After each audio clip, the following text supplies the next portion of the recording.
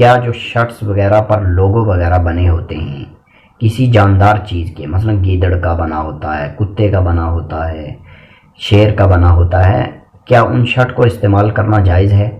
یا خود ہی کسی چیز کا لوگو بنانا جو جاندار ہو وہ جائز ہے؟ تو آپ کو بتا دوں کہ کسی بھی جاندار چیز کا لوگو بنانا جائز نہیں ہے۔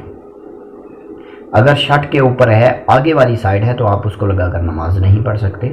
اور خود کسی چیز کے لیے ایک دن ایک شخص نے مجھے پوچھا تھا کہ ہم میچ کھیلتے ہیں اور کیا میچ کے اندر کسی چیز کا، یعنی وہ شیر کا لوگو بنانا چاہتے تھے، لائن کا، تو ہم بنا سکتے ہیں؟ میں نے کہا نہیں بنا سکتے، آپ کسی اور چیز کا لوگو بنا لیجئے جو جاندار نہ ہو، جس کے اندر جان نہ ہو، کسی درخت کا، کسی پھول کا، ہزاروں چیزیں ہیں دنیا کے اندر، تو اس کا بنا لیجئے، لیکن آپ جاندار چیز کا لوگو نہیں بنا سکتے۔